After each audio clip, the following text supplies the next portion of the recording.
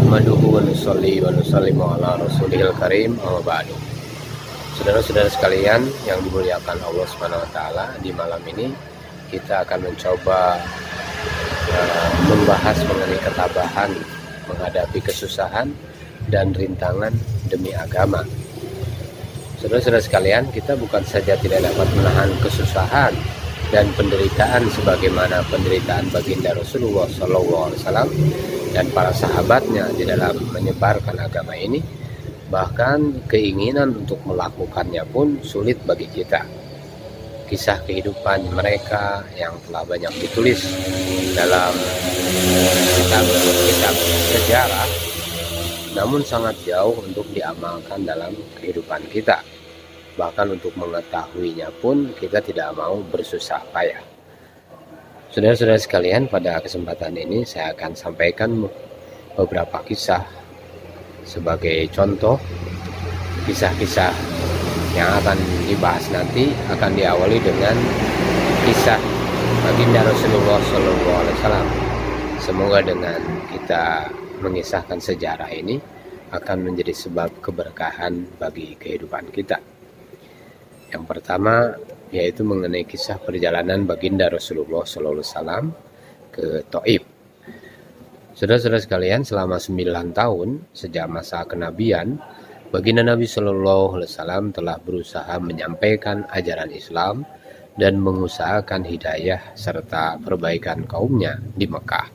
Namun selain sekelompok kecil orang yang sudah masuk Islam dan beberapa orang yang selalu membantu beliau Shallallahu Alaihi Wasallam, walaupun belum masuk Islam, kebanyakan orang kafir Mekah selalu menyakiti, selalu memperolok-olok dan berbuat semena-mena terhadap baginda Nabi Shallallahu Alaihi Wasallam dan para sahabatnya. Paman baginda Nabi Shallallahu Alaihi Wasallam yaitu Abu Thalib termasuk orang yang baik hatinya. Meskipun belum masuk Islam, dia selalu memberikan segala bentuk bantuan kepada baginda Nabi Shallallahu Alaihi Wasallam. Pada tahun ke-10 kenabian, ketika Abu Thalib meninggal dunia, kaum kafir mendapat kesempatan untuk mencegah perkembangan Islam dan menyakiti kaum muslimin dengan terang-terangan. Saudara-saudara sekalian yang dimuliakan Allah Subhanahu wa taala, baginda Rasulullah SAW pergi ke Thaif dengan anggapan bahwa di sana ada kabilah Tsaqif yang berjumlah besar. Apabila kabilah tersebut masuk Islam, kaum muslimin akan terbebas dari berbagai penderitaan dan menjadikan kota tersebut sebagai pusat penyebaran agama. Setibanya di Thaif, baginda Nabi Shallallahu Alaihi Wasallam langsung menemui 3 orang tokoh masyarakat Thaif. Beliau Shallallahu Alaihi Wasallam berbicara dengan mereka, mengajak mereka kepada agama Allah Subhanahu Wa Taala dan agar mereka mau membantu baginda Rasulullah Shallallahu Alaihi Wasallam. Namun mereka bukannya menerima atau paling tidak berlaku sopan kepada tamu yang baru datang, sebagaimana bangsa Arab yang terkenal sangat memuliakan tamu. Bahkan mereka terang-terangan menjawab dan menghadapi beliau Shallallahu Alaihi Wasallam dengan sikap dan akhlak yang sangat buruk. Mereka pun tidak menginginkan baginda Rasulullah Shallallahu Alaihi Wasallam tinggal di situ. Padahal orang yang dianggap sebagai tokoh yang diajak bicara oleh baginda Nabi Shallallahu Alaihi Wasallam seharusnya adalah orang yang mulia dan berbicara dengan sopan. Salah seorang di antara mereka berkata, "Oh, kamukah orang yang diutus oleh Allah sebagai nabi?" Yang kedua berkata, "Apakah Allah tidak menemukan orang lain selain kamu untuk diutus sebagai Rasul?" Kemudian yang ketiga berkata, "Aku tidak mau bicara dengan kamu, sebab jika kamu memang seorang nabi seperti pengakuanmu, lalu aku menolakmu, tentu aku tidak lepas dari musibah." Jika kamu berbohong, maka aku tidak mau bicara dengan pembohong. Sesudah itu dengan perasaan putus asa kepada mereka, baginda Nabi SAW berharap dapat berbicara dengan orang-orang lain.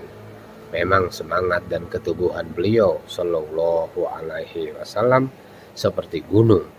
Ternyata tidak seorang pun yang bersedia menerimanya.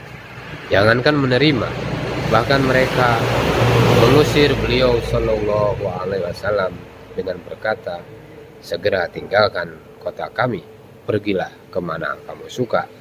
Ketika baginda Nabi Shallallahu Alaihi Wasallam sudah tidak dapat mengharapkan mereka dan bersiap-siap untuk kembali, maka mereka menyuruh anak-anak kota tersebut untuk membuntuti baginda Nabi Shallallahu Alaihi Wasallam. Mereka lalu mengganggu, mereka lalu mencaci dan melempari baginda Nabi Shallallahu Alaihi Wasallam dengan batu, sehingga kedua sandal beliau Shallallahu Alaihi Wasallam menjadi merah berlumuran darah. Dalam keadaan seperti itulah baginda Nabi Shallallahu Alaihi Wasallam meninggalkan Thaif. Di tengah perjalanan, tatkala sudah merasa aman dari gangguan anak-anak nakal itu, beliau Shallallahu Alaihi Wasallam berdoa kepada Allah Subhanahu wa Ta'ala.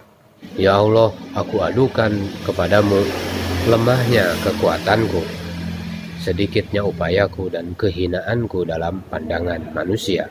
Wahai yang maha penyayang dari sekalian penyayang, Engkaulah Tuhan orang-orang yang tertindas, dan Engkaulah Tuhanku, kepada siapakah Engkau serahkan diriku? Kepada orang asing yang akan memandangku dengan muka masam, atau kepada musuh yang Engkau kuasakan kepadanya segala urusanku? Tiada keberatan bagiku, asalkan Engkau tidak murka kepadaku. Perlindunganmu sudah cukup bagiku. Aku berlindung kepadamu dengan nur zatmu yang menyinari segala kegelapan, dan dengannya menjadi baik segala urusan dunia dan akhirat. Aku berlindung dari turunnya kemarahanmu kepadaku atau kemurkaanmu kepadaku. Jauhkanlah murkamu hingga Engkau ridho. Tiada daya dan upaya melainkan denganmu. Allah Subhanahu wa Ta'ala sebagai penguasa seluruh alam pun memperlihatkan kekuasaannya dan mengutus malaikat Jibril alaihissalam untuk datang memberi salam kepada beliau dan berkata, Allah Subhanahu wa Ta'ala mendengar ucapan dan jawaban kaummu, dan dia Allah Subhanahu wa Ta'ala mengutus kepadamu malaikat penjaga gunung agar siap melaksanakan apapun perintahmu kepadanya. Malaikat itu pun datang dan memberi salam kepada baginda Nabi Sallallahu Alaihi Wasallam seraya berkata, apapun yang Engkau perintahkan akan kulaksanakan. Bila Engkau sukai, akan kubenturkan kedua gunung di samping kota ini, sehingga siapa saja yang tinggal di antara keduanya akan hancur binasa, atau apapun hukuman yang Engkau inginkan. Baginda Rasulullah Sallallahu Alaihi Wasallam yang bersifat pengasih dan mulia ini menjawab, aku hanya berharap kepada Allah Subhanahu wa Ta'ala, seandainya saat ini mereka tidak menerima Islam, semoga kelak di antara keturunan mereka akan lahir orang-orang yang menyembah dan beribadah kepada Allah Subhanahu wa Ta'ala. Saudara-saudara sekalian yang dimuliakan oleh Allah Subhanahu wa Ta'ala, di malam ini marilah kita renungkan, demikianlah akhlak baginda Nabi Sallallahu Alaihi Wasallam yang mulia. Kita mengaku sebagai pengikutnya, namun ketika sedikit kesulitan atau celaan menimpa kita, kita langsung marah, bahkan menuntut balas seumur hidup. Kezaliman dibalas dengan kezaliman, sambil kita terus mengaku sebagai umat baginda Nabi Sallallahu Alaihi Wasallam. Meskipun mengalami penderitaan dan kesusahan yang berat, baginda Nabi Sallallahu Alaihi Wasallam tidak berdoa buruk dan tidak menuntut balas. Semoga dari apa yang disampaikan ini kita bisa mengikuti teladan yang mulia dari keteguhan dan ketabahan baginda Rasulullah Sallallahu Alaihi Wasallam. Subhanallah wa bihamdihi, subhanakallahumma wa bihamdika, asyhadu an la ilaha illa anta, astaghfiruka wa atubu ilaik.